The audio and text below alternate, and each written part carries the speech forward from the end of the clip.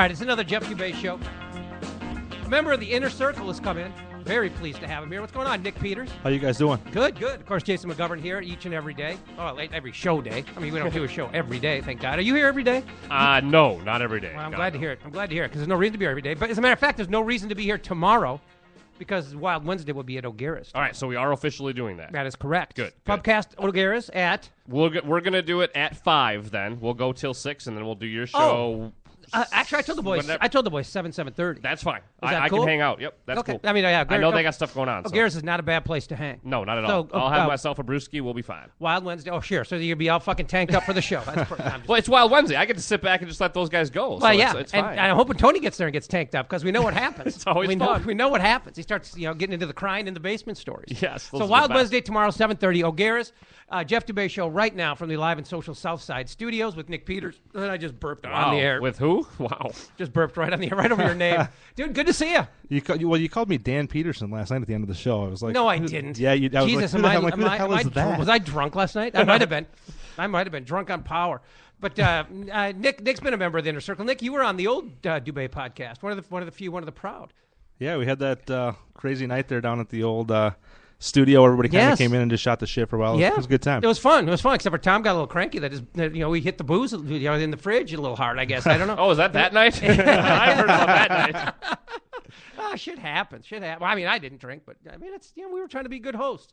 But Nick, you work at Deer Run, and you're a great golf mind. You have golfing insights, and you also are a hockey guy, big hockey guy. And you are. I don't know if I see anybody on Facebook as much as you. I mean, do you have anything going on? I mean, you are always on Facebook. Got a girlfriend, some kids running around the house, but you got to keep busy. Well, I thought you were married. You and Natalie? Not married? No, not married. Living in sin, huh? Yeah. That's cool. Do what I do best. I'm down with that. I can respect that. Nothing wrong with that. No, it's a lot of it's the hanging out with the kids and posting pictures of the kids and whatever else to kind of keep the family that doesn't live very close anymore. We moved from I was in Hastings where all my family is, and then we went to Burnsville, and now we're down in Belle Plaine. So I didn't know that. Yeah, so we're quite a ways away from the family now. So it's a good way for them to kind of keep in touch with that kind of stuff. I thought you were. Yeah, I thought you were more Southwest Metro, like close to Victoria. Well, I mean, it's only 15 miles or so. No, I suppose. Taking the back roads up there, so it's not bad. But you're also a great hockey mind. You're at the Gopher games this weekend. We'll get into the resurgence of the squad. Trust me, it's been something that I've been itching to talk about lately. But I want to start out with a little golf because the Masters is coming up around the corner. Tiger says he takes a little hiatus, a little time off. It doesn't turn out to be much of a vacation because he's coming back for the Bear Trap, isn't he? The Honda Classic. He said he wants it. There's nothing been official with that yet. And that's a week next week, I guess. That is PGA National at Honda, right? Yeah. Honda at PGA National with the Bear Trap. Yeah, I do have that right. Okay, so that's really not much of a hiatus. I mean, most people take 2 or 3 weeks off without saying a fucking thing about it. There really didn't need to be an announcement. When this all came out, too, and he even had in his statement that, I'm going to try to be back in a couple weeks at Honda, I was like, well... That's not a hiatus. It's not stepping away from the game. I mean, that's taking a few weeks. These guys take he does it all the time. Right. And, Stricker. I mean, look at Stricker. Yeah, he plays like 5 once or a month. 6 a week. Yeah. So it's like... It's not. It seemed like they kind of made a big story out of really nothing. Not much, really. I mean, because he's going to go and take some time off to practice and try to get better. Who knows? Is that partially because I think a lot of us want him to go away for a little while and actually get better, like get to where you're really competing again? I mean, I don't like seeing Tiger play like he's. And the more he tinkers, the worse he gets. That's the problem. That's true. I've said that since he went away from that swing that he dominated golf. I still never understand why he went away from it. Should have never switched. It's like, well, does he just want to challenge himself more? He gets bored with beating everybody every week, or what? But I never made any sense of why he switched. Dude, I'm glad you said that. I mean, you are a golf pro. I mean, you give lessons. You're a student of the golf swing. You can get out and knock it around pretty nice. I mean, you're a scratch, correct? Well, I mean. Technically, it's a .5 right now, but I had two under par scores last summer that are hard as hell to get off the score list. There you go. It's going to be a while before it goes back. But do you agree with me on this? That it's certainly true for me and other duffers anyway. I think people who get too wrapped up in the X's and O's of the golf swing get too mechanical and loses their feel for the game. And I think Tiger's just thought himself to death. Yeah, and he just wants to hit everything so good and so perfect and be so great all the time. He does. It's like he doesn't go out and have any fun anymore. No. It's like if you're going out and playing that bad because you're having no fun, why not just say screw it and just start swinging it? He thinks he needs to hit cuts and fades and draws on every single shot. He can hit the ball straight. Why not hit it every time? Just do it. Yeah. Yep, I agree. So It's like it got too easy for him, so he wanted to make it challenging. Right. And it's just ridiculous. It screwed everything up. He's so far from the best player in the world right now. You'd think he would just be ready to simplify and be who he was. Right. Is part of it technology, too, that he gets to... I mean, I feel like Jack Nicklaus didn't get to sit and analyze his swing from every single angle and have it broken down with graphs and charts. I mean, I swear Tiger might be a victim almost of all of the technology now. Nice that call. when he's trying to break down his swing, now you really can. And now you, like Jeff said, then you're really overthinking it. And I think that's throwing a wrench into it. And I bet you probably use this technology, though, when you give lessons, don't you? Yeah, I mean, I've used, they use TrackMan a lot, and I've used that a little bit, and it kind of you start trying to hit the ball perfectly to make the machine happy to show good results, and I think in the long run that's just going to screw more things up. He knows how to play. Obviously, he dominated for years, so he knows how to do it. He just needs to forget about all that stuff and go out there and play. And I honestly don't think he even needs to have a coach telling him what to do. He should just be out there and play, practice, do his thing, and he's going to be fine. Who is his coach right now? He went away from Foley again, didn't he? Yeah, he got rid of a new one Foley. again. I mean, he had Harmon. He had the guy with the reality show, Haney. Yeah. And then Sean Foley. Who had anybody heard of Sean Foley? Was No. he prominent before Tiger? He's I pretty don't young, think so. isn't he? Yeah, he's a I mean, but younger so dude. he had Haney first and then Harmon, right? Or was it Right. the other way around? No, I think it was Harmon Harmon first. Harmon then first, Haney, Haney. then Foley. I just don't get it. I mean, he should be the Hank Haney project right now. He Seriously. really could be. I mean, yeah, him and Barkley. They should pair them together. Can you imagine? I mean, it's just so crazy to think that in 5 years, maybe 4 or 5 years, that it's gone from him being that good and that dominant to just being to where he can't even finish the tournament anymore. Well, what was so weird, was it a year or two ago, he climbed back to number one in the world, but shit the bed in every major. Right. It was like, he became, he became Luke Donald. Right. He was Yeah. Luke fucking Donald. He's the Yep. most hollow number one player in the world I've ever seen, other than Luke Donald. Exactly. Yeah, it's exactly right, and it's true. And I still never will understand why any of it or how any of it has really happened. Besides, everybody wants to say, "Oh, it happened all once all the stuff went down with his wife." Blah blah blah. I still think there's more that goes into it than that. It's just he's kind of lost that whole confident mentality where he thinks he's going to go out there and just kick everybody's ass every week, and he doesn't have it anymore. Well, No. he was superhuman, though, until the wife thing. Right. He was superhuman, and that brought him down. And I don't know if the competition looks at it like this, but I could see them even kind of going, wait, oh, yeah, he is just some schmuck. I mean, he is just a guy. Let's go. And these guys, they all hit the gym and all change their physiques in order to catch up to him, too. I think that all played in together at once. And I think that's a big part of it too. I mean, he's gotten so muscular. A guy like myself, who's I guess not in shape, can go out there and swing the golf club as freely and as hard as they want. I think a guy like him, who now has all that torque on his back and is doing all that. Your muscles are so tight when you're that muscular and that fit. I think that has a lot to do with it too, because he's got to turn in certain ways where it's not just swinging free anymore. Well, flexibility is more important than strength when it comes to a golf swing. Right, for sure. But he's not an idiot, and his coaches that he's had aren't idiots. They don't. They got to know that. I mean, I'm sure he knows that. I mean, it just doesn't make none of it makes any sense No. to me. No, I mean, the fact that I got to believe most of this is still mental, though, don't you? I mean, he doesn't look like he's not healthy. I mean, I know he's got back problems, and we know he had the knee that had to be fixed after the 2008 Open. I mean, everyone's going to run into some injuries along the way, especially when you put your body through what he does in making a golf swing. But I still think that most of the problems are in his head. I mean, he's fit enough to go out and dominate the game still. Right, I agree. And if you watch it, when he is playing, you watch the shots that he really, really struggles with. It's the shots from 50 and 60 yards to the green. It's horrible, and that's the biggest mental part of the game is hitting those kind of shots and having the confidence to hit them. And if you're shanking those and not hitting those anywhere close, you're not going to score at all. You're not. Well, and he used to be able to. He was a great putter at one time too, and I feel like he hasn't been a great putter for a long time. And that just kind of goes back to the the confidence with everything, and then to just have a little bit of it go away, you're going to kind of be back to being the average guy like everybody else. Well, they've got to take apart every part of his game. I think the reason he fell off the map in the majors, even though he was number one in the world a couple years ago, is he couldn't fucking hit a fairway. I mean, 3-wood driver, it didn't matter. I mean, he was everywhere. But wasn't that his thing early in his career? He would just make the magical shot from the fairway over. Yeah. I mean, Yeah. but he would hit it That's why- 330, and everybody else hit it 290. Yep. You know, that was the difference in the early days. Yeah, anyway. so he was hitting 9 irons and wedges in the greens, where other guys were hitting 6 and 7 irons. So that made a big difference. But then they caught I up. think a lot of that still goes back to the fact that he just refuses to hit a straight ball. Yeah. He always wants to be working the ball left to right, right to left, whatever. Just go out there and hit it straight and hit it down the middle of the fairway. Yeah, it just doesn't make sense to me. It's a hard thing to wrap my mind around. I know. Well, how old is he, by the way? He's over 37, I think. Okay, so he's not even 40 yet. So I mean, he should still be in or near his prime. Yeah, I mean, he's in the middle of it. Maybe kind of on the Starting the back end of it, but You would still, I mean, think- 37 is He looks like he's freaking done. right. I mean, I know he's not done, but that's how he looks. I mean, Yeah. he's a train wreck. When a guy goes out there and has, he finished one in the last 5 events, he hasn't either missed the cut or withdrawn in because of injury or whatever he wants to use as a story for why he quit. Well, he No. shot a Just- 44 on the front 9 at the last tournament. I mean, So, he's I could do that. 82 down in Scottsdale. I mean, honestly, watching him play that day, I felt like I could have went out there and gave him a good run for his money that day. It was so bad. Who was the kicker? Did you guys see that? Scobie from Yeah. Houston or somebody said, "I'll take Tiger on and I'll give him strokes." Yeah, he What a did. Yeah, he dick. did the other day. That's funny. Yeah. That's funny. Giving him strokes. When he played at the Honda, was it last year or the year before? When Rory won, McIlroy won, but Tiger made a crazy charge early in the day Sunday. He started way back, but he just took the back 9 apart. But correct me if I'm wrong. Isn't that kind of a target golf course? I mean, isn't that just?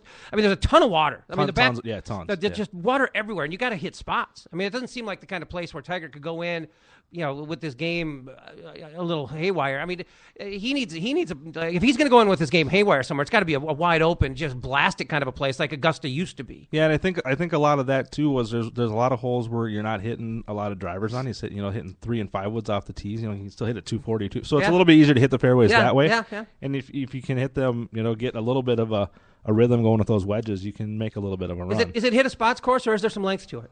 I mean, There's every course probably has a some little length. bit of both, I think, but I think there's a lot more water than normal, than usual places are. Is it called PGA National? It's PGA something. Yeah, it's It's a Nicklaus Sounds- yeah, course. yeah. Yeah. I personally came to the conclusion over a year ago that he's not going to win another major. You down with that? Probably he may win another, but I don't think he's gonna. If you would ask me 3 or 4 years ago, I'd have said he was gonna go past Jack's record without question. But now I don't think he's gonna be anywhere. I mean, he's gonna come, maybe win one more, but he's not gonna break that record like I thought he would. Yeah, and it's amazing when you look at not only will he not get there, but then you look at how many seconds, how many runners up Jack Nicklaus had. I mean, Tiger, if he was, typically when Tiger's in the mix, he would win. Certainly, every time he's in the lead, he would win. He won. He never had a come from behind win. Was weird, but I mean, he's got his 2 Hazeltine near misses. He's got a couple near misses, but if you look at Nicklaus's career record, he's got a ton. I mean, so to me, if he doesn't get to the number, then he's just not even almost in the conversation with Nicklaus, because Nicklaus had so many close calls. Yeah, and I think when you make that comparison too, you have to put into perspective the fact that the guys he's playing against now, or the depth of the fields, I guess now is a lot better and was a lot better when he was in his prime than Jack was. But still, to go out there and win as many and be a runner-up as many as Jack did, you still can't discount that regardless of whether he's playing against guys that were good or guys that are just average. So I think I agree with you on that part. When is the Masters? Is it April 14th or Yeah, something it's usually. Yeah, it's like the end of the southern swing, right? Of like the Florida / Southern. Well, Oh, it's not actually. I'll be surprised if he plays at Augusta. Really? Yeah, I think he's Why is that? just got so much other stuff going on. I think there's a lot more to it than just wanting to get his game back in But shape. he's going to play it. If he's going to play at the Honda, why wouldn't he He's not play? going to play at Honda. You don't think so, huh? No. Oh, so you think that's a bunch of shit? Yeah, I think that was just their kind of put that in there to see what would happen with it. But he's going to be out. I think he's got a lot more. He's, Whoa. He's hear playing that? Tiger highlights. Hey, sorry guys. Tiger. Nice shot though, Tiger. That was sweet. He just showed Tiger holding out at the Masters. on 16. That big one down the hill. No. Not that was not a par 3. It was a fairway. It was a wedge shot. It looked like from the fairway on some hole. I did not have a chance to recognize it. But kind of, depending on what you read and who you want to believe, I think he's seems like he's kind of wanting to spend a lot more time focusing on his kids and his family. Well, he can, he's whatever his deal is with Lindsay. He and I both got a tooth knocked out. That's Tiger-like. Yeah, what happened there? It happened. It's a long story. A few months ago, I knocked it out when I was moving, or I knocked it loose, and I hung in there for 3 months. I nursed it like crazy, but it finally fell out. So I'll get it fixed. April 9th, by the way, is the Thursday of the Masters. Okay, thank you very much. So if that really meant. Just in closing with Tiger, you don't think he's back for the Masters? You think this is more of a personal thing? I want to work on my life. Is this more of an injury thing, or is this more of a game thing? I got to work on my game. I think it's a combination of all of them, and I think it's one of those things where when all this stuff went down with his wife, he kind of realized, as much as people don't want to believe it, and much as people just want to think he's an asshole because of what he did, and I guess whatever he did, I don't think that changes what he is as a golfer or whatever, a person. I'd still pull for him. But I mean, I think he wants to focus, time on his kids, growing up. He doesn't want to miss all of that, and I can kind of understand that. And I think a lot of it too is the mental side and the actual getting his injuries and being able to play to that level. I mean, he doesn't want to go out there and look like an idiot. As good as he was for that long, like he said, he doesn't want to go out there if he's not ready to play. So, I mean, if he gets it back fixed in a couple weeks or 3 weeks, whatever, he'll be back out playing. But I think it's going to be a couple months probably. Yeah. Do you still pull for him? Just a guess. I still pull for him. I still do. You don't want anybody to go out there and play bad or perform poorly. I've grew up loving the guy and being, a huge fan of him. I'd hate to see it go down this way, but I guess it is what it is. It would be really cool, and again, really good for golf, of course, if he did just make a resurgence, though. If he would just have one more dominant, even a couple more dominant years, win a major or two, that would be good for the game and fun to watch. Especially for, the casual fans that kind of get into it when he's, only playing or when he's in the majors. Yep. A guy like myself who watches all the time kind of can understand the depth of how many good young players there are, and that it's not all just Tiger now. But it's still good for TV and good for the casual fans to have him there and playing well. Has anyone ever changed their sport to where during their own career, because of their popularity, they changed the entire field of their competition? Do you know what I mean? Like, Tiger was so good and so different that all these kids, like Rory and the younger guys, all emulated him, and now they're winning and he's not. Well, he changed his sport as much as any athlete I've ever seen. And what I mean, though, is that he did it while still in it, too. Like, he didn't just change it and then 20 years down the road you could see what his impact was on it. He changed it within his own career, and it's affected him very negatively because the competition is so much better now. And I think it's because of him. I mean, it's because he grew the sport to where you've got these kids that were going like, oh, golf is cool now. Now I can go make money and be a professional golfer. Right. Yeah. And that's cool. It wasn't cool before. Yeah, because, I mean, if you think about it, the guys that are, the guys like you said, like Rory and Patrick Reed and Jordan Spieth and all those guys, they were, 13, 14 years old when they were, watching him do his thing. So, yeah, you could be right. Hey, let's take our first break, come back, talk some puck with great hockey / golf mind Nick Peters, Jeff Dubay, Jason McGovern, Jeff Dubay Show. The Rusty Gatenby Review is the entertaining show about entertainment from movies, music, and more. Award-winning TV guy Rusty Gatenby and his review is the podcast with the biggest cast in entertainment, part of the Alive and Social Network. You can get that Minnesota connection to Hollywood and beyond any time of the day or night simply by clicking on the RustyGatenbyReview.com. That's the RustyGatenbyReview.com, part of the Alive and Social Network. Folks who've listened to the show, they know that I lived in the Uptown area here, right down Pleasant Avenue, as a matter of fact, and on the corner of Pleasant Lake is where Uptown Pond is. And I have been here numerous times, had numerous business dealings with them. It's just a nice place with good, honest people. Bob Jacobson, the owner, you run the place. You've always been good to me. Thanks, Jeff.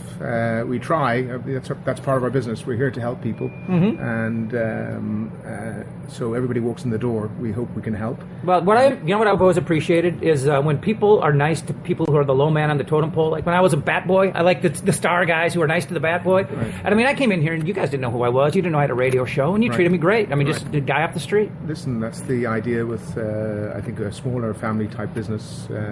Somebody walks in the door. We don't want to let them see everybody gets treated the same way, and we hope that's the case. And we don't want to see them leave without. We try our very best. It's really easy. It's easy. It's low pressure. Good, honest people. Right on the corner of Lake Street and Pleasant Avenue. You guys got to check out Uptown Pond.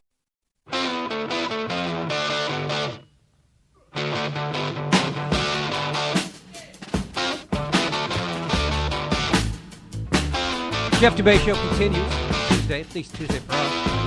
Let's do whatever the fuck we want. At least we hope you would. Matter of fact, if you're willing to, I don't give a damn what day it is. Nick Peters was at Mariucci this weekend. I wish I would have been. I was right in front of the computer, right in front of the laptop, watching them. I don't watch TV anymore. I watch everything on computers because you could lie down in bed and put a screen right in your face, and it's high def, and it's awesome. And there's no commercials. I mean, it's just how come I don't know that I'll ever own or watch a television again. Are we still talking about sports? Well, kind of. But, I mean, I watch both these games on BTN to go. Even though the game Saturday was on Fox, BTN picks them up.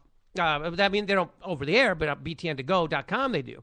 And I can't. I watch everything on laptop now. I mean, when you're lying in bed, there's nothing better than just putting that thing right in your face. It's like having a 100-inch TV on your wall. Well, I mean, in relative perspective, it's the same thing. The nice thing too now is if you have like the Chromecast or any of those things where you can bounce it to your TV, sure. So you've got it bounced on your TV, and then you're about to go to bed, but you want to watch like the last 5 minutes of Parks and Rec or whatever. You got it right there. It's awesome. It's perfect. But you had the Nick Peters had the privilege of being there in person both nights. I believe you took a kiddo on Friday and the better half on Saturday, correct? We did, yeah. Valentine's. It's kind of nice that the gals wanted to go out on Valentine's Day to a hockey game. It was kind of cool. Yeah, you're lucky. You're a lucky man on many levels and many fronts. But so you were there for both games. Friday night, to be honest with you, in a lot of ways, I thought they played better Saturday. I mean, I agree. They were better in their own end. They were tighter in their own end. I mean, they just suffocated Michigan on Saturday. And I thought at times, I don't know. There's no doubt in my mind when the Gophers were going up like 2-0, 3-0, and on the Friday night game, I'm thinking, boy, this doesn't look like a 3-0 game. I mean, what's his face? Nagelvort or whatever. He was fucking awful. The Michigan goaltender. It was brutal. Yeah. Was that his name? Not even sure. Some crazy. And then Racine is the other guy who came in and played Saturday as well. But that game, once the puck started going in, I mean, it kind of got Avalanche in a hurry. But it wasn't that indicative, the score, I didn't think, of how the game was actually played. No, there was a lot of back and forth, and it played in both ends, and Wilcox made a lot of good saves on Friday night. Yeah. And it was kind of funny because we were sitting there, and I think it got to be 4-0 in the middle of the second period or 5-0, whatever it was, and Cole looked over and he said, do hockey teams ever score 10 goals in a game? It was kind of funny. And everyone like Ben, if we were watching on TV a little bit, but he was kind of starting to think they were going to hit double digits there. They were going in so fast. Yeah, the next night, though, here's where I give the Gophers a ton of credit. I mean, Michigan's the number one scoring team in the nation, 4.2, I believe they were scoring coming into the weekend. I mean, it's a big number. And in Big Ten play, they were scoring 5.7 or something outrageous. Told them 2 goals over. I mean, that was 2 goals that was for the impressive. weekend. Yeah. And you know what? The biggest. We talk a lot about the Wild, and we'll get to the Wild. And we talked about throughout the year, like what was causing the problems, and obviously goaltending was the biggest issue. It's been an underrated problem for the Gophers this year. And I know people who follow the team know Wilcox hasn't had a good year. But I think he's been, honestly, the crux of what's wrong with that team. I mean, he has really not had a good year. Yeah, I mean, but that's my point is he looked sharp this weekend. He looked like him again. Really good, yeah. He looked like himself again. He was not getting out of position. I noticed. I love blaming goalies. But the first part of the season, it seemed like he was, sliding around and moving around a lot and getting out of position a lot more than you're used to seeing him. And this weekend, I kind of paid attention to that and noticed that he was always kind of in his crease and he wasn't going way out. A couple times he went out to get the pucks, but he stayed in his crease and was under control and was always kind of back and forth where he needed to be and wasn't getting lost in the shuffle. Yeah. And I tell you what, when you start to dissect what's wrong with this team or what their problems have been, I mean, I get emails and tweets all the time, people saying, hey, Dubay, what's going on with the Gopher hockey team? Why are they struggling so much? I mean, they returned basically everything from a team that was, just a game away from a national title last year. And I think this is a team that was a little full of themselves. I mean, they came into the season, started 7-1, and I'm watching this team go 7-1 thinking, God, they're not playing that well. And I think that was maybe the worst thing that could have happened. Yeah, they kind of thought they were just going to skate by everybody and just kind of win on talent alone. Everybody else going to be kind of on that lower tier with them, and they could just play whatever and screw around and win their games. And they kind of started to bite them, and they hit that downslide. And it was like, man, this team is just crumbling right at their feet. And then the last couple weekends they've kind of turned around and looked back, started looking like the team that we know that they can be with the talent. I tell you what, when I mean, I can say I ever wrote them off. I mean, I always thought that they're always, you know how good they are. I mean, you know how talented they are. So I never wrote them off. But when they lost to Mankato at the X, that's when I'm thinking to myself, boy, I mean, that left no doubt. I mean, Mankato went out there, and it was that game was bad. It was a mismatch. It was a mismatch, top to bottom. I mean, they owned them. I mean, they dominated that game. They didn't give the Gophers a chance. And I'm thinking, boy, if the Gophers are that far removed from what Mankato is right now, I know they're the number one team in the country, but I mean, you can't tell me that roster has more talent than Minnesota. No, there's not chance. Close, there's no chance that roster has more talent. I mean, nobody in college hockey has more NHL draft picks on their roster than Minnesota. I mean, that's just a statistical fact. But that game just made me think, okay, this team just might not find a switch. And what do you think the main thing was that kind of was it something like that it took them to get their ass kicked like that bad, where they kind of woke up and were like, we got to do something because we're not going to just skate by everybody on talent alone. They can play up to us and beat us, or how does it change that much? That's a good question, and I think two things happened. I mean, number one, you get to a point where just looking at the calendar and the schedule, you realize you need to start taking it seriously. And then I think they are talented enough and good enough that they could just say, okay, we fucked around long enough. I mean, it's time. I mean, sometimes you can't find that switch if you get too far gone, but they're good enough that I think that there's an element of that to it. But secondly, they got into conference play, and this conference is dog shit. I mean, they went to Wisconsin and had an overtime loss, or a shootout loss, whatever, and a win, where they scored a shitload of goals. Right. And Wisconsin's awful.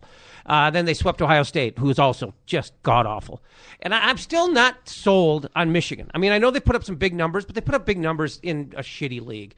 I mean, if Michigan's the best that this league has to offer, then it really is in sad shape right now. Well, and it should be a league that the Gophers should win year in year out without having any type of problem. I mean, I can see programs like Michigan and Wisconsin stepping up intermittently from time to time. I mean, Michigan's not a dog shit program, and neither is Wisconsin.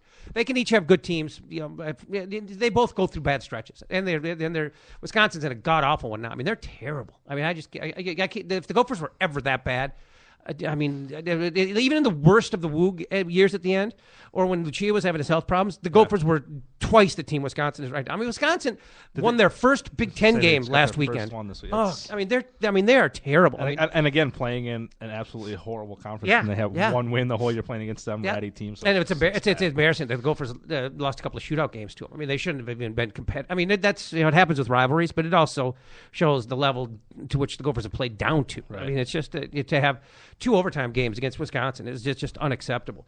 But anyway, I still think, teams like the programs like Michigan and Wisconsin, you can't say you should walk to every title, because these are programs that are going to have their times. They're going to have their years.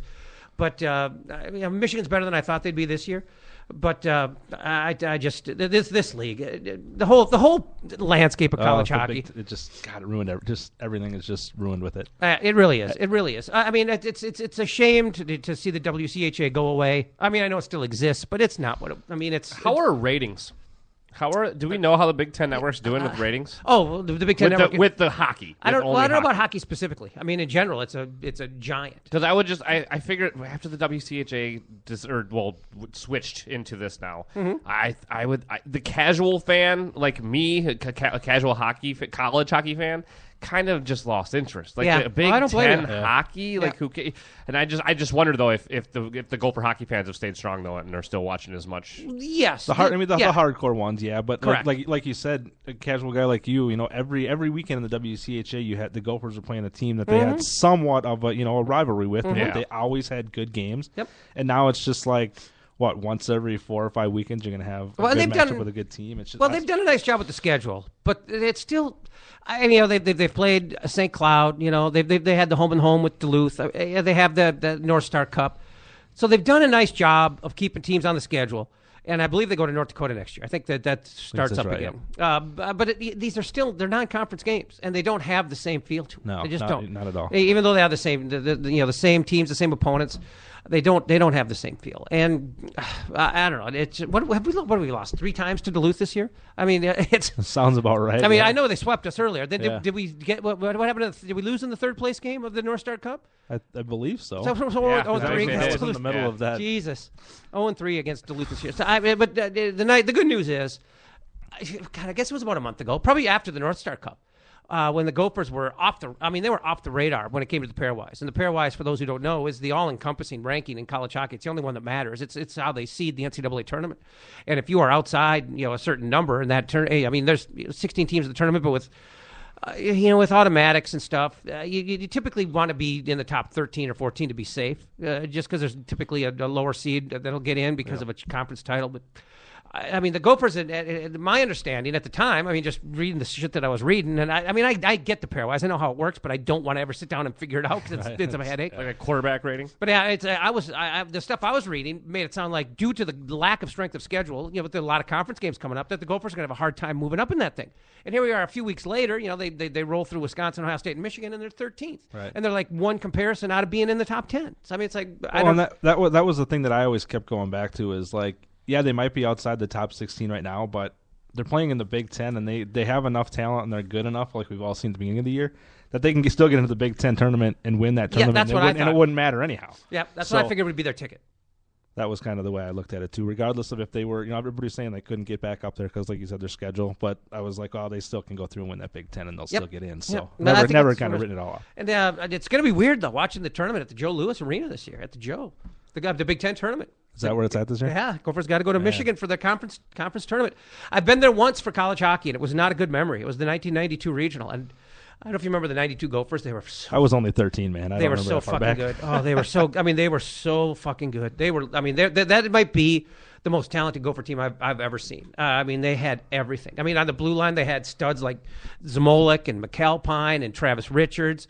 Up front, they had Trent Klatt and Larry Olam and Craig Johnson and Darby Hendrickson. Just getting into it. Darby Hendrickson was in his his sophomore year? But is that when they had Stauber for a goalie? No, well, they had Jeff Stolp. He was the next goaltender after Stauber. He was Stauber's backup, and Stolp was but he had 30 wins. He was the first team all conference. Most people thought he should have been the player of the year in the conference. He's a pretty good goaltender.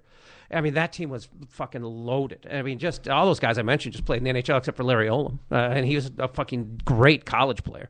But that team had everything. And I know I left out some really great names, but they lost like 7-2 to Lake Superior State in the regional at the Joe, and it was not a good memory for yours truly. What about the building? Is that a cool building? Is it too old now, or it's you know what? Still the old one, right? Anybody who misses the Met Center, anybody who's sad about I got great memories of going to the Met, go to Joe Louis Arena before it's too late, because aren't they building a new rink? I thought so. Yeah, go to Joe Louis Arena before it closes. I think next year. Other than the seat covers, you'll think you're at the Met. It is a clone of the Met Center. It is exact same design. It's a little bit bigger, but it's like anybody who's ever been to the Target Center and the Bradley Center, they're the same building. Right. Have you ever been to Bradley Center in Milwaukee? It's the exact same building as the Target Center. There's not a bit of difference. They're taken from the same blueprint. Same thing. That relationship exists between the Met Center and Joe Louis. You go to Joe Louis Arena, you are in the Met Center without the black, gold, and white seat covers. Well, it's kind of like the Metrodome and the old Indianapolis Stadium, right? They were pretty much the same exact thing. Yep. So I think the old school hockey arenas are cool, though. It's probably the only sport where really the old school baseball feels like Wrigley. I was at Wrigley last summer, and that place is freaking cool. Yeah, I gotta go there. Oh, it's awesome. It's so cool because you can go and watch a baseball game, and if you get bored with it, you can go right outside, and Wrigleyville's right there, and all the cool the cool stuff's going on. So, didn't mean to get off topic there, but no. Hey, since we're talking college hockey, I'm going to mention right now we got the NCHC. Let me start that over again, because it's not the Frozen Four. It's not it's the Frozen Face-Off. Let's start over again. 3, 2, 1. Talking about the NCHC Frozen Face-Off. It's at Target Center. It's coming up you know what? We're going to have to start this all over again, because I don't even have the date. March 20th and 21st. We'll do the whole thing over again a little bit later. But the NCHC, and I'm not kidding about this, Nick. This is the best conference. Yep. It's not even close. And when they put it together, you knew it would be. They hand selected who they wanted. They took the best of the old WCHA. I guess maybe they now have some regrets about not having Mankato, because it's a pretty good program. Maybe they should have taken them. But other than that, they put together as good a conference as you can. They basically. It's the best of the WCHA with a couple of CCHA castoffs, like Miami of Ohio, who's again a pretty damn good program. Right. So that's what a loaded league. It's going to be just like the WCHA of the old days, where they're always going to have 4 or 5 teams in the top 10 or 12 every single year. Yeah, I think they got 4 in the top 10 right now. And obviously North Dakota, #1 team in the country, I believe, in the USCHO weekly poll. So it's going to be a great event. We'll talk about it a little bit more later. As a matter of fact, they are the sponsor of the program. And it's going to be a big time event because the last year they got so screwed. I felt bad for them. I mean, St. Cloud State was the regular season champ, league champ, number one seed in the playoffs, and they lose at home. I mean, that never happens. Right. And the WCHA, the number one, I think I saw the number one team lose once ever in the home ice, first round of the WCHA playoffs. That was Colorado College, like in 1994 when Lucia was there. It was like their first good year, and they as a matter of fact, that kind of paved the way for the Gophers at the Bradley Center that year to win the Final Five. Beat Wisconsin in overtime, and then Michigan Tech in the title game. But other than that, I've never seen a first-place team go down on home ice like that. And St. Cloud State did it a year ago. And Duluth also lost in the first round. And then North Dakota got there and lost in the semis. So, I mean, it was – I don't even know who played in the title game last year in the NCHC Frozen Face-Off. So, it's the best league in college hockey. And Target Center and downtown Minneapolis.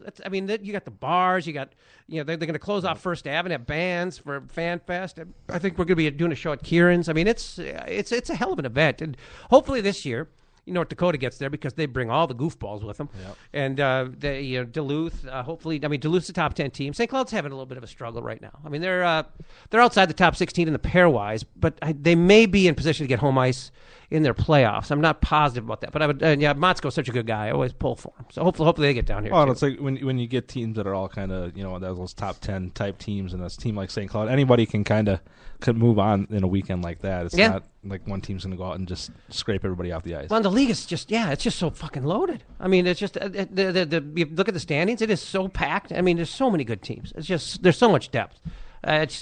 People, in the last few days, I've been on social media talking about the Frozen Face-Off and the NCHC, and people respond, and they talk about good luck picking the teams that are going to be there because it's an absolute cluster. I mean, there's just so many good teams. It's so tightly packed. I mean, North Dakota is the number one team in the country. You can pretty much pencil them in, but I mean, after that, I mean, Denver is what, middle of the pack in that league. I mean, that's the kind of team that you can't write off. St. Cloud's in the middle of the pack in that league. You can't write a team like that off. Just kind of like the old WCHA Final Five. You never really knew, besides the top couple teams, who the other ones were going to be to get in at the end to the top last three spots. Hey, before we go to break here, because when we come back, we're going to talk Wild, because that is the sports story that's going on right now in the Twin Cities that anybody's paying any attention to.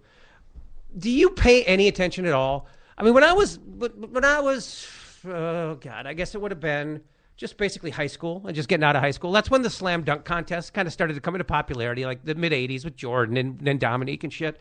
And it was can't miss. I mean, you made sure that you were in front of the TV for it. You could. I haven't watched one, I bet, in 20 years. It's been that. Does anybody give a shit? Even when there's and I knew that Zach Levine. Is it Levine or Levine? It's Levine, isn't it? Levine. Levine? It depends. I guess depends who says it. Who knows? Yeah, whatever. But I knew he was in it. I knew that there was and that he had a legit shot to win it. I still couldn't have given a shit. No. And then he won it, and for days you're getting bombarded with, whether it was on social media or TV, you're getting bombarded with the highlights. I almost avoided him intentionally. I mean, I just don't care. It doesn't look any different than any other year I've ever seen. Okay, I had the exact opposite reaction to that because I, like you, do not watch. I don't really watch NBA, but I definitely don't watch slam dunk contests anymore. Right. My buddy was trying to say, "Do you see how deep that 3-point contest field is?" I'm like, "Who gives a shit?" I don't. Especially a 3-point thing. I mean, that literally is the same thing every year. Only maybe something gets a little hot, But what Levine did in the dunk contest, I mean, well, sure, it's amazing.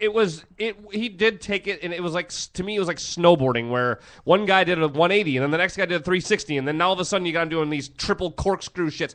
And what he did was he added on to everything I've ever seen in the dunk contest and added one more little layer to it. I guess I haven't broken it down. It was cool, but I agree with you though that it's still not enough to resurrect the fucking contest that it used to be. No, because nobody. It looks the same to me. It's just not the same entertainment value. And that's one of the biggest reasons I really don't hardly ever watch SportsCenter anymore, because it's like 90% it's seemingly NBA and the dunks and the same highlights night after night. So it's just like it got stale and old, and you find other places to watch those highlights of the game. Yeah, the NBA in general just really does nothing for me. But it's how about he had a post dunk contest press conference where he said that the key is confidence, and he starts going, you look at the greats, Jordan, Dominique. Oh, he didn't say Dominique. He said Jordan, Kobe or something. He said Jordan, Kobe, and LeBron. They're very confident guys. And I'm thinking to myself, yeah, because there's so many people with self-esteem issues in the NBA right now. Right. I mean, that's really the separator. Guys who believe in themselves. I mean, because when you watch NBA game, there's a lot of guys walking around with their chins to their chest, just kind of being unassuming and like not wanting the ball. Very shameful. Like they think they suck. Yeah. Give me a fucking break. Speaking of a fucking break, let's take a fucking break. Okay, last year, 2013, I lived just down the road, Pleasant Avenue, just a few blocks here from Uptown Pond, which is right on the corner of Lake and Pleasant. And, there are a couple of times, you just try to get to that next payday, maybe a couple of bucks short. If you've got some items, jewelry, diamonds, electronics, I mean, you come down here and they give you a fair price for it, and then you come back a week later, 2 weeks later, whatever, you get it back at a real reasonable price. So we're very competitive, we hope, on different angles, in different ends and different articles. Computers, electronics, TVs, jewelry. We buy, we give loans, and we also have emphasis on diamond jewelry too, that we also try and give credit for the best we can. We're specialists in that area also, so it's an all-round sort of combination. Well, it's a great place. It's a nice, clean place with honest people, and I tell you what, it's got a real family feel to it. As a matter of fact, it's tied into Strauss family, and I go way back with the late, great Jerry. So, I mean, these are people I know and people I trust. You can find them on Twitter, too, by the way. They're at Uptown Pond, and also on Facebook, Uptown Pond, and uptownpond.net. Hi, I'm Terry Daniel, and I've been a voice actor in Minneapolis for over 2 decades now. How often are you getting compliments on your voice? Now is the time to do something about it. If you're interested in getting into voiceovers, please contact me via my website at universalvoicetalent.com. When I get to the bottom, I go back to the top of the slide. Where I stop and I turn and I go for a ride. Till I get to the bottom and I see you again.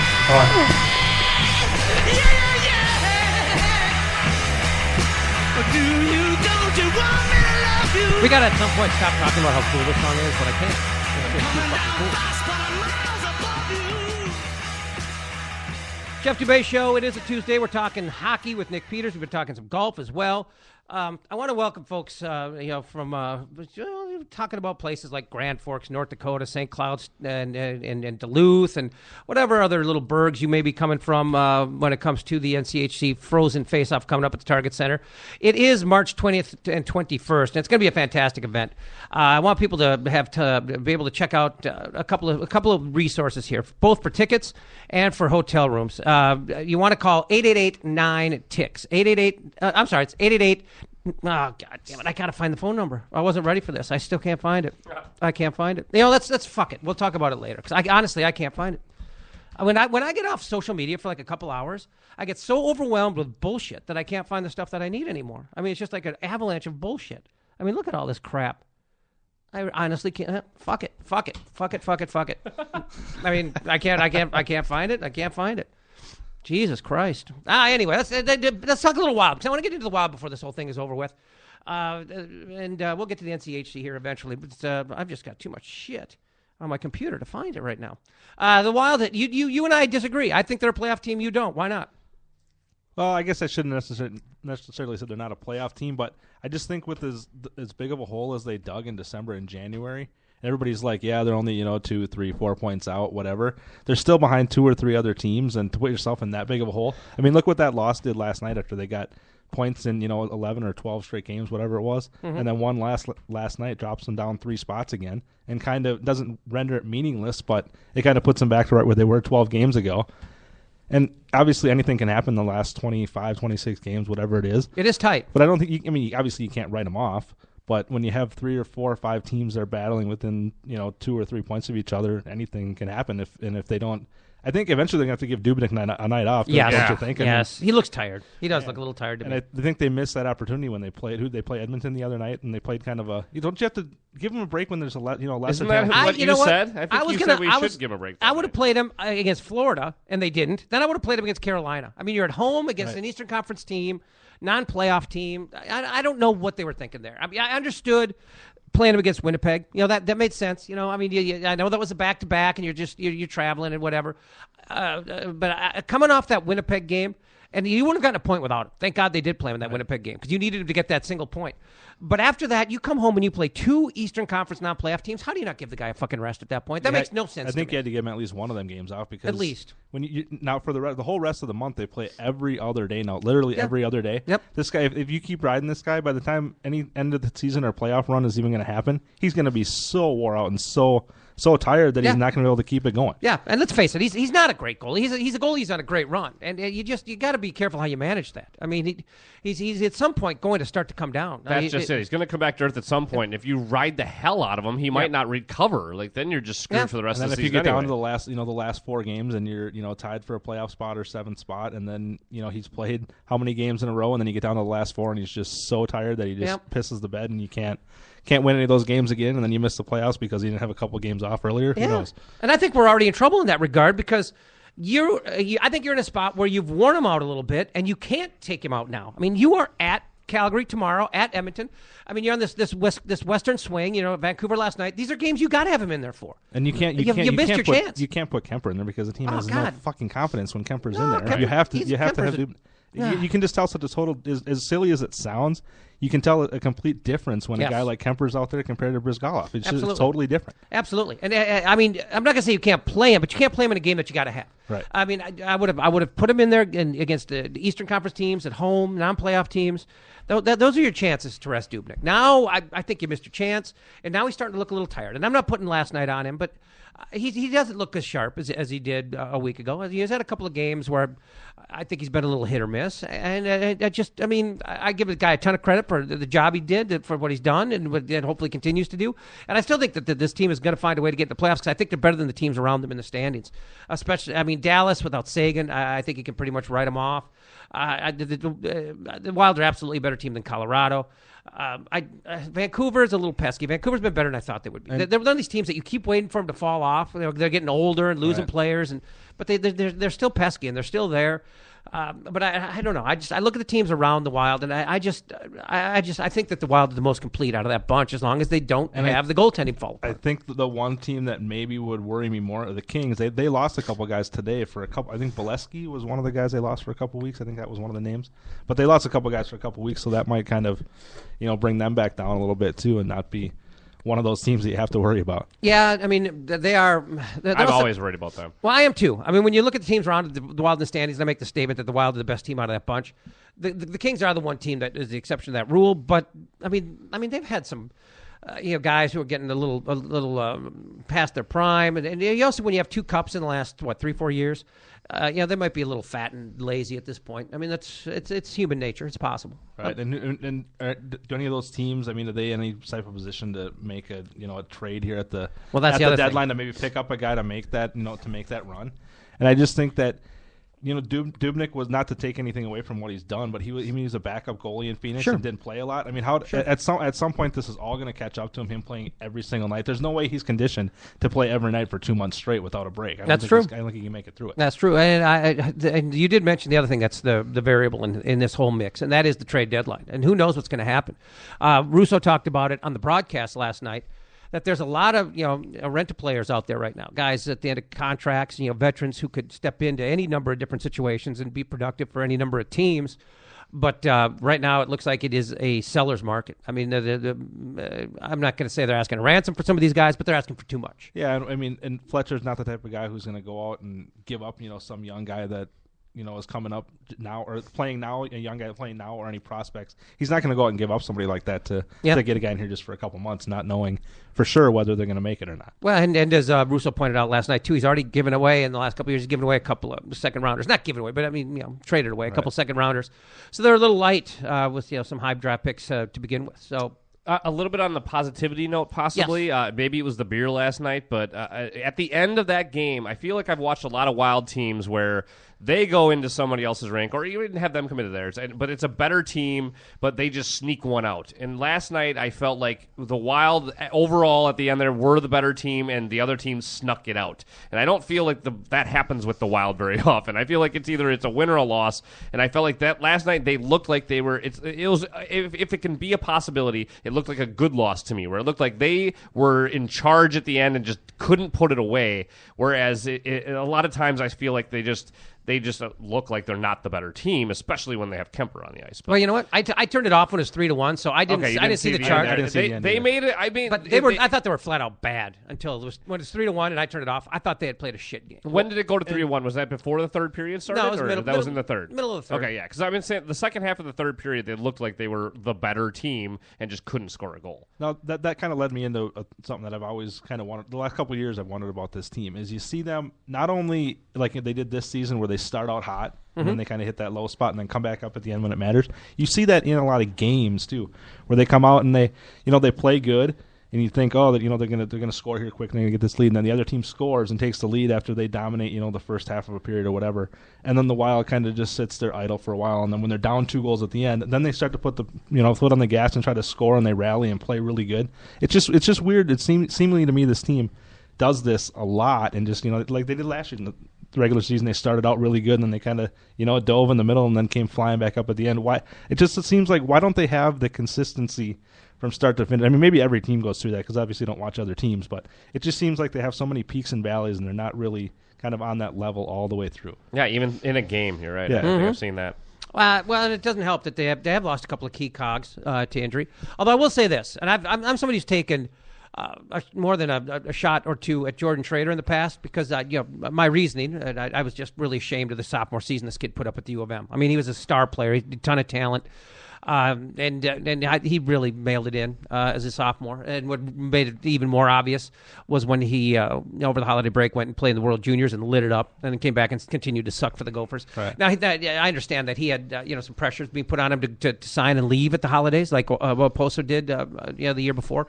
And he chose not to. He chose to stick with his commitment and play through the season, which I admire. But I mean, he really mailed it in. He had a god awful sophomore season for somebody who was really, really talented. But I will say this: offensively, he is the kind of guy who is capable and showing that he can provide some of the things that you miss with Zucker. Now, Zucker does things in his own end. He kills penalties. He's a far more complete player. But Schrader's got that burst. He's got that speed.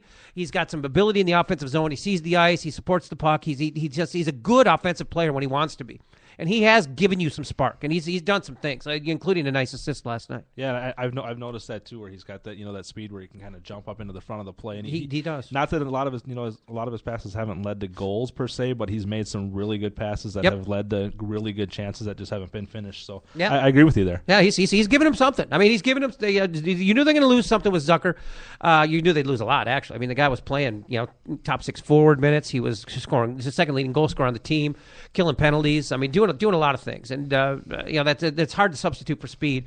But Schrader is a kind of guy, and I'm not saying he's taking his spot in the lineup per se. I mean, one's a lefty, one's a righty. They're not exactly interchangeable. But when one guy exits, one guy comes in, it's easy to sit there and say, well, this guy's in some ways giving you the things that the other guy that you're missing with the other guy out. So you're not a Vanek guy, are you? By the way.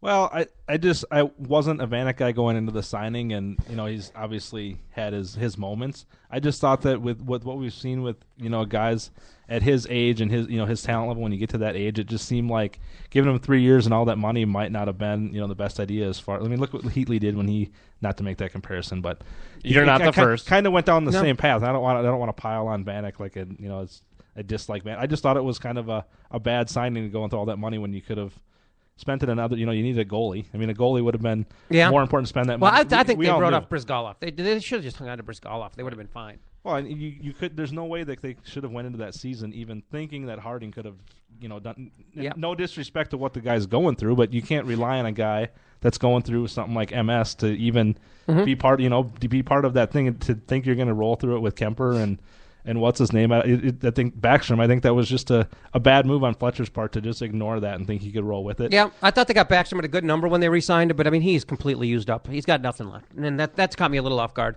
Kemper, I've never been a fan of because I just think he's mentally fucked. I mean, I've never seen a goalie unravel as fast as he does. It's outrageous. He can play good, and then a couple go by him, and it's just like he falls apart. Open, and he just can't do it. He gets pulled more than any goaltender I've ever seen. It's outrageous how often that guy can't finish a game. Yeah, it's not good. Obviously, you can't rely on that guy to do. I mean, No. You're gonna have to keep Dubnyk around after this year, or go out and get somebody. I guess I don't know who for sure is gonna be available. Is there something that can be done so Kemper gets it mentally? I mean, I don't know. Is there an outside thing that can be done, or is that purely just he's got to get into some Buddhism or some shit? I mean, I don't know what he's got to do, but he's got to figure something out. That's a good question. I mean, is he going to be a mental, midget his entire career, or is he going to hit a good stretch that gets him the confidence that gets him over the hump? I don't know. I mean, is he going to maybe he's the kind of guy who's got to be in a rotation. Maybe he's got to have be in a 50-50 split with somebody. And once you make him the guy, it's too much pressure for him. Right. And how many teams go? I mean, with the 50-50 split and have two goalies, not many. They can depend on to do that kind of thing. Usually doesn't lead to success. No. I mean, the Wild have done it. The Wild have done it for almost the entire length of their franchise. I mean, but they've always done enough to float in there and get an 8th or 7th seed. And you know what I mean? It's never been to win the Stanley Cup. And let's face it, they've also been lucky in finding goaltenders. That's true. I mean, Dwayne Rolison, Nicholas Backstrom, even Manny Fernandez out of the expansion draft from Dallas. I mean, it's Brizgalov and Dubnyk, right? Right the now, the last 2 years. Yeah. I mean, they have fallen ass backwards into some goaltending. I mean, they really have had good fortune in that regard. So I about a month ago, I mean, I was being somewhat tongue in cheek because the team just looked like shit. And you got to take care of your own business before you start worrying about the schedule. But we looked at the schedule and from the second half of January up through the beginning up to about now. You could see how soft it was, and there was a lot of Eastern Conference in it too. And that if you could get your collective head out of your ass, you'd have a chance to do something, and they have. But the schedule the rest of the way is not easy. I mean, it turns on them now. Right. I mean, now it gets real. And the next 20 games, you almost have to go 17 or 18 out of 20. I mean, wins. I mean, to hope that you can jump a couple of those teams that you're still behind. I mean, 16 for sure, 17 wins out of that 20 probably is what you're going to have to do, don't you think? I don't know. I mean, that's not many teams will do that. But what it comes down to, the wild card in this whole thing is the teams around you, and this is what I hate about the NHL and how they do things. You need the teams around you to lose in regulation. Yeah, there's a point of every. It's just ridiculous. You seem to get a point every single night, just making it. Getting his overtime. I know it. That makes it the fact that so they're hard. thinking about when the team wins or loses. Like you're watching it on TV and going, don't go to OT. Like that is so dumb. You're right. It's It's the fucking only ridiculous. sport. It is, and it's the Big Ten gets it because if you win a shootout, you shouldn't get as many points as a team that actually won a real game. No, you shouldn't. You don't deserve it. They're like two Winnipeg, different aspects of the game. Yeah, I mean, Winnipeg last night goes to a shootout and they win. I mean, they were 4 minutes away from losing in regulation. They went from getting nothing to 2. I mean, talk about just finding a fucking horseshoe up your ass. But I mean, they win a shootout. How do you deserve the same amount of points as a team that actually went out and legitimately won a game? By either winning in regulation or popping one in overtime. But to me, that's also legitimately winning a game. But it's just there's no possible way that people who run a professional sports league should not understand these concepts. So they're basic concepts. No, Big Ten does it the 3-2-1 like soccer? Correct. Yeah, they get it. They get it. I mean, that's how it's like you said. There's no fairness in a team that goes out ridiculous. and just wins 5-0, and then another team wins in some stupid skills competition after a game. It's the same reward. It's just I don't like it. And especially like here where we don't have a quote unquote a shootout goalie necessarily or something. Like why is that a thing? Right. That shouldn't be a thing. It's not. I mean, you're right. It's ridiculous. And the whole thing was done, to drive, fans back. It was after they had the big lockout and everything, and they're trying to win fans back. I'm not sure how excited fans get over this thing anymore. I mean, I don't enjoy watching them. No, I mean the first few times it was like, oh, this is kind of cool, but then novelty wears off. It's just like the outdoor hockey games. All the novelty with all that crap wears off, and people just kind of get bored with it. It's for the very fringe fans, which I don't get why you're trying to appease to them. I mean, there's not enough of them to me. Or are you really trying to get the 25-year-old gal that came with her 2 girlfriends? Like, is that who you're trying to cater to? No. I'm just not sure. They don't sure. watch the game anyhow. But they're the ones that are cheering after the shootout. This is true. That's the thing. Yeah.